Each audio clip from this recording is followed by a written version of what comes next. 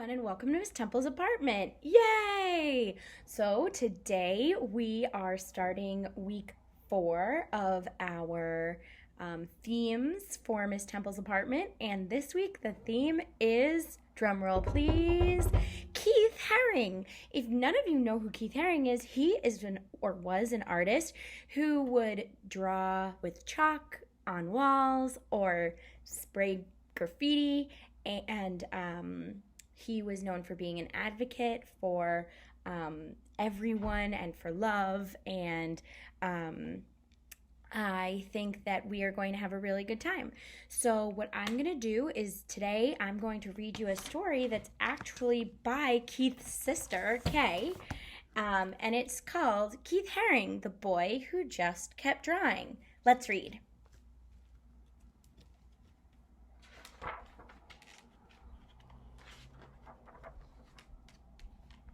There was a boy named Keith.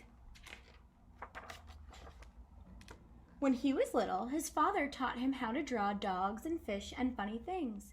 His dad would draw a line, and then Keith would draw one. Soon, the whole page would be full. From that time on, Keith never stopped drawing. In elementary school, while taking tests, Keith doodled on the edge of his paper.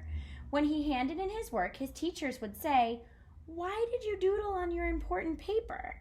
Keith didn't answer. He went back to his desk and just kept drawing. Sometimes Keith invited his friends to draw in his backyard clubhouse. Keith made symbols and said each one represented a letter of the alphabet. His friends asked, "Why do you use symbols to write?" Keith drew more symbols. It was his way of answering their question. He encouraged his friends to join him.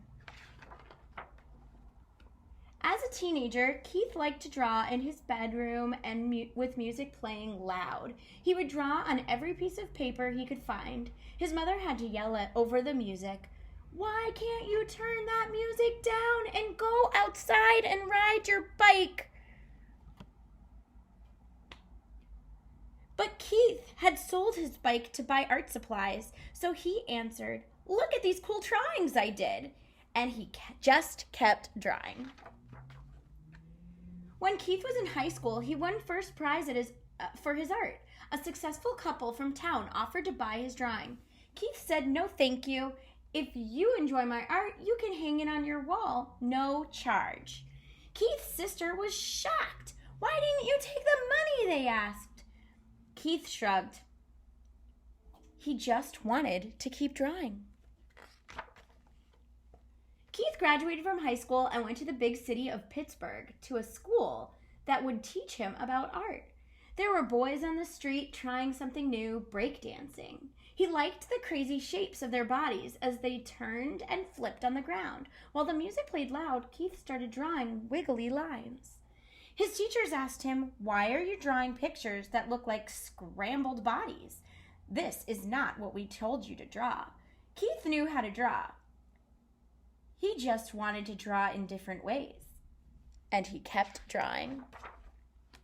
Keith moved to a huge city of New York when he was 20, so he could draw with other artists. He started to draw all over the city, on walls, on sidewalks, and on paper that he hung on lampposts. His drawings were washed away by the rain and torn down by street cleaners. Other artists asked Keith, "Why do you draw in places where your pictures are erased?"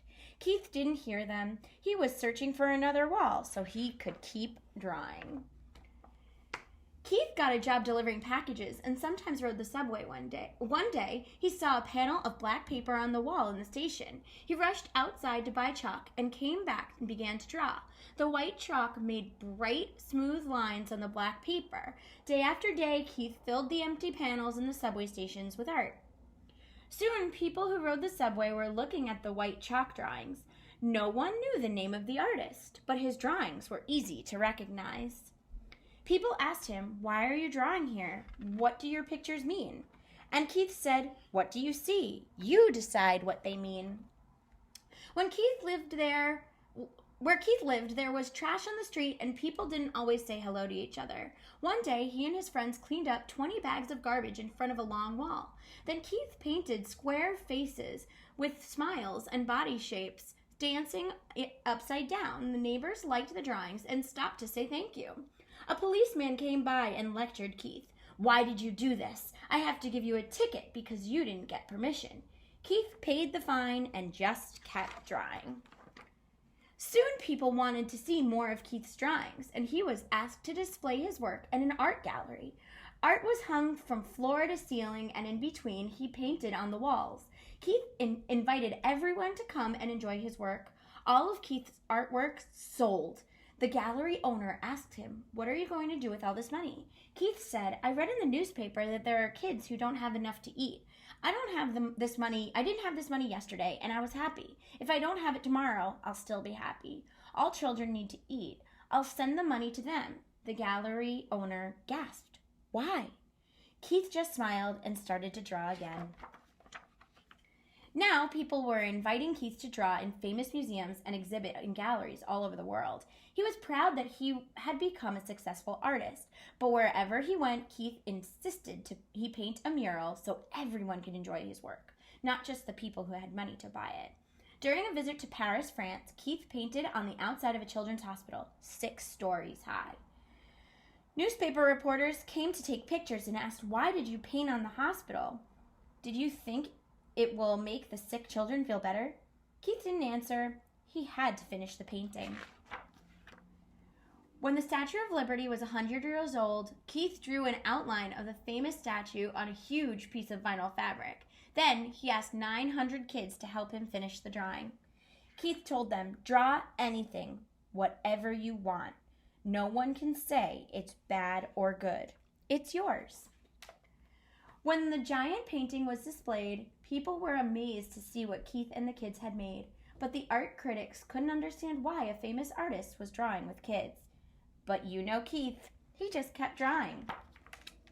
Keith painted all over the world, and he would draw on everything, anytime, anywhere. Wherever he went and whatever he did, he would not stop. He just kept drawing. Now everyone wanted to know, and together they shouted, "Why? Why do you draw all the time? Why do you give your artwork away? Why do you draw on buildings, on people, on clothing, on furniture, on subway walls, on cars, on skateboards, on walls that belong to no one, and on things to be thrown away? Why do you draw on everything?" Keith stopped drawing just for a moment and answered, "I draw all the time because there are many spaces to fill. I give my drawings away to help make the world a better place. I draw everywhere because everyone needs art." Then Keith turned back to the street, took a piece of chalk from his pocket, and just kept drawing. Now, all of the pictures in this book are actually real drawings by Keith Haring. So if you noticed on the walls, on the subways, all of these pictures are actually real things. So Keith Haring was a really cool person. So I have 5 pictures for us. The first one we're going to do is going to be, drum roll please, our Doodle Man. So we're going to get ourselves set up. All you need are some markers, a pencil, maybe a Sharpie marker, and a piece of white paper. I'm so excited to show you how to do this, and I can't wait to see what you make. See you in a sec. Okay, I'm all set up. I have my pencil and my markers, and here we go. I'm going to make a line that's short, that goes like from the corner to the corner, okay? And from that, I'm going to make the letter L. You can't really see that I'm making a foot on that edge, but that's okay. Now I'm going to make a small letter Z that comes from the same part. Now I'm going to make arms. So right now we have the legs and one arm. I'm making the number 7 and another 7 on the side. And you notice that I'm putting little hands on it. I'm also going to put a head. So you see how I have my person who is now doing a dance. I'm going to pretend like I'm putting a rubber band around my person, my stick figure. So I'm going to go around all of the edges.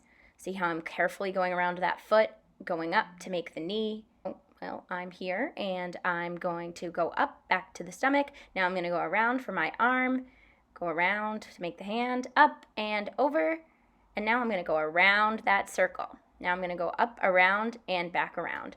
So now I'm going to erase our original stick figure in there.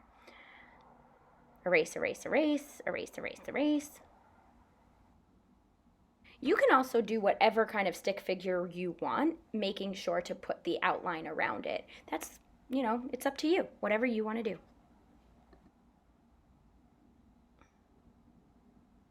I'm going to fix this arm just a little bit. I'm feeling a little uncomfortable about it. There we go. I think that looks a little bit better.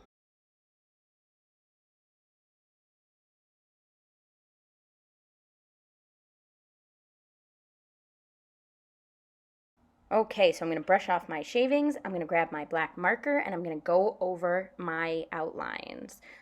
Going around. I'll speed this up so you don't have to watch me. But remember, if you want this to not smudge with other Crayola markers, I would suggest using a Sharpie marker as our outline instead of the black Crayola marker because they are water-based, so they will smear. But I understand if you don't have a Sharpie marker. Okay, I'm going to speed this up. See you in a sec.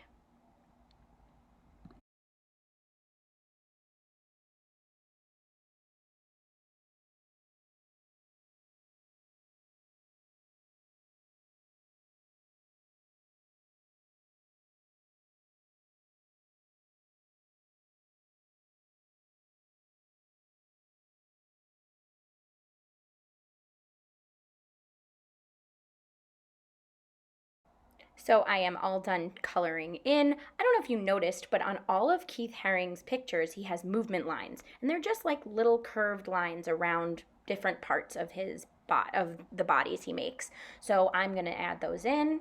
I'm actually going to also add straight lines on top of his head. And you will see those in just a sec. There they are. I'm so excited about this. I'm going around them one more time. They look super good. You can do this on all of them. So now I want you to send me your work at htemple@schools.nyc.gov, or you can send them to me on Instagram at Miss Temple's Apartment, or you can just dojo them to me. Can't wait to see what you made. I hope you had a good time. See you later.